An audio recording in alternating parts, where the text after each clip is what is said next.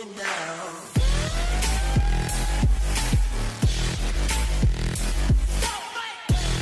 guys, Ripley Gamer here, and welcome back to Bordersims, my new build series where, inspired by Borderlands, I'm making a whole load of post-apocalyptic themed builds for a new Let's Play that'll be coming very soon.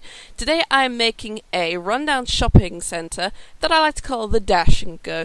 Very inspired by very American style shopping centres and stuff. Think like Fallout 4's Super Duper Mart kind of thing, and also like real like shopping centres like I guess Walmart, I guess, you know, those kind of supermarkets.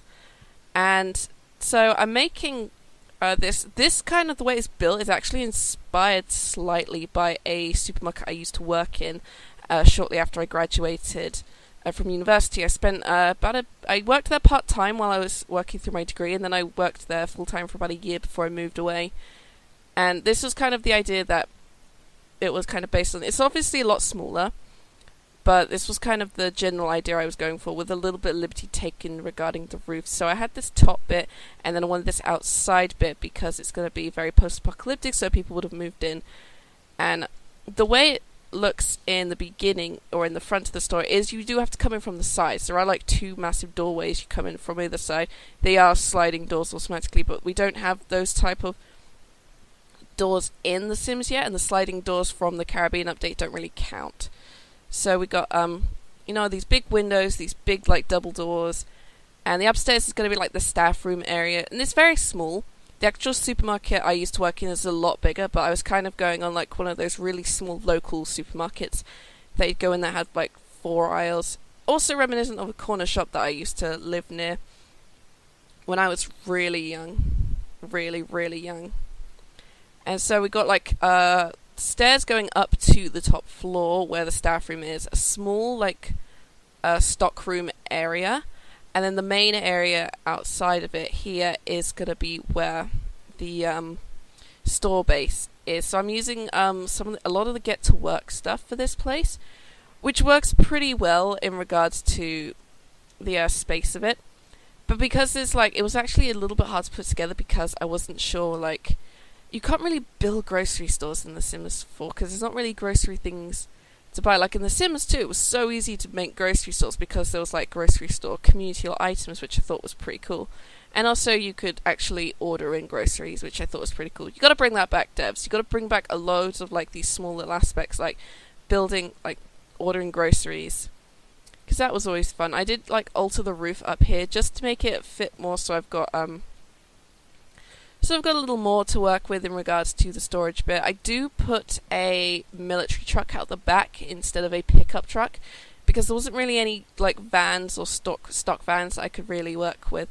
But I'm using a lot of the get-together stuff, so I briefly turn this into a retail lot so I can just get all the retail stuff I need to sort of throw it into a sort of grocery store looking location. I have a whole bunch of ideas for Oasis Springs, so I've got like a couple more builds done. I've got a house that belongs to a scientist, which ends up being used by a hacker, and a motel. The motel I had quite a bit of fun with because I've never designed motels, and it was actually kind of easy because you just had to design one room and then just like copy it over so many times. But here I am making sort of, I guess, the kind of basic idea of like, you know, once the tragedy struck, people just started like looting the local Dash and Go mart, and it ended up with, like, you know, a lot of things being gone, a lot of food being left behind, like, sort of, like, outdated perishables and stuff. And you just got this kind of small area here that's for the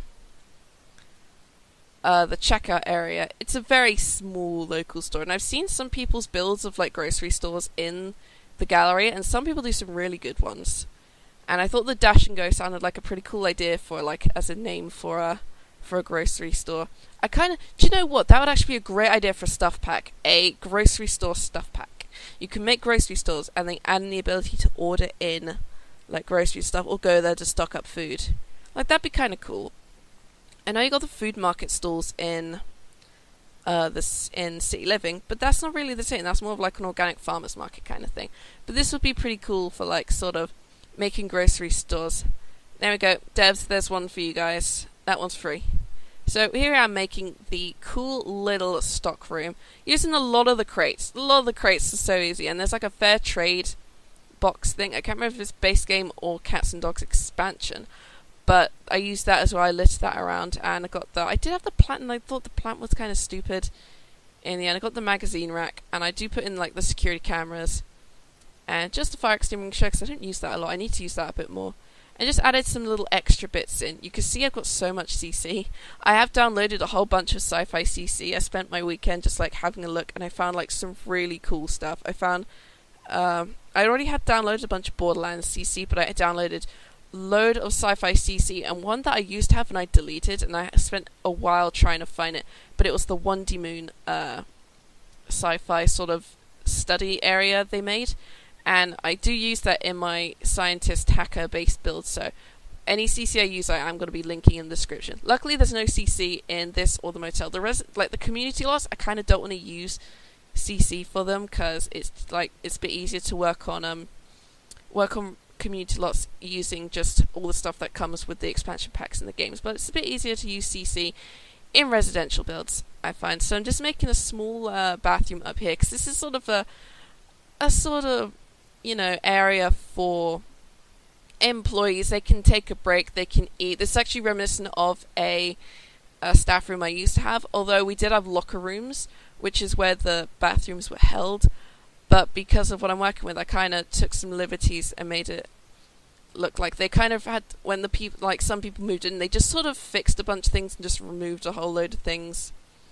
And that was the sort of way I went with it. I did use the community lot things to make it look like, it was actually like a public kind of bathroom for the staff.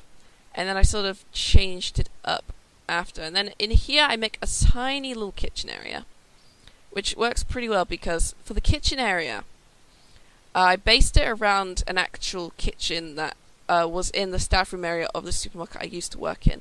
You go up the stairs for the employee area, and you had something basically like this, sort of like walled off like half room area, and then you had all the kitchen stuff in there because there are people who actually cooked food for the employees, and that wasn't too bad. It was actually a pretty neat little place, and I thought using the dine out stuff worked quite well for this, including some stalls. Didn't really have the stalls in the actual place, but I thought I'd add them in for a bit of fun. And you can see now I'm just sort of fixing everything up. I think I've actually forgotten to paint one of the walls in the bathroom, so I may have to go back and do that before I upload this place to the gallery.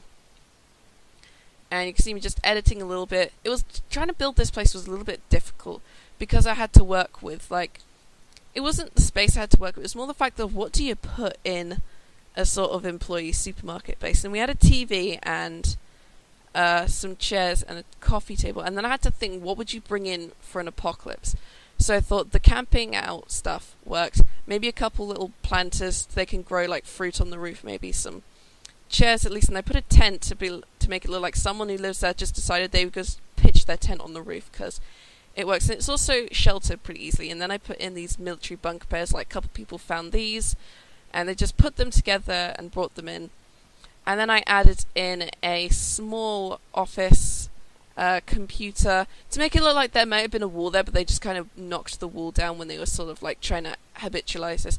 And also adding lots of grimy, using those Strangerville stains. They work really well in trying to make this place look run down. So kudos to the Strangerville team for giving us some of these really cool decals like the stains, because they do make things look a lot grimier now than what the Vampire Pack and Jungle Adventure kind of rune stuff used to look like. And then adding more of those like dance floor cardboards, because they actually do look like kind of grimy and dirty. And then I added just like a single like poster, and then I added the military truck, and then I added these planters in. So these were actually ones you could craft on the table, and I found them in debug mode. So I just sort of like sized down the palm trees so they could fit in. You can't actually clone them, which is kind of annoying. You can't clone these planter boxes, but they sort of worked well in sort of making the plants look a little bit like fitted in, like they were artificially put in, and sizing the palm trees down worked pretty well. Putting in a lot of the desert stuff, because I love the desert stuff, and I love that I'm using it a lot more in Oasis Springs. Also more stains and cracks to make this place look run down. the timeline for this save is probably going to be like maybe a decade or so after the tragedy happened. That's like the best part I'm going with. The best timeline I can go with to make it look like, yeah, there's some things that are still intact, like the hacker base is actually quite intact when I build it, but also a lot of things have run down, like community lots and stuff, because they're being taken over by bandits and raiders, that kind of thing, and scavvers. And it looks pretty decent. It does kind of look kind of grungy and run down now. Maybe on the outside I could have added a couple of things, but it looks pretty cool as far as I can tell. It does look like there's no doors, but the doors are on the side. And then added in that little sign there. I made it blue because I think the blue works better, and then I just added it there. I had to fix that window so it like looked right. I think I just changed for a different window. That looks okay. And then just like moved it slightly so it's like kind of center. And in the dark it looks pretty cool. And I thought, yeah, adding that little adding those signs there looked pretty cool. And then that sign there.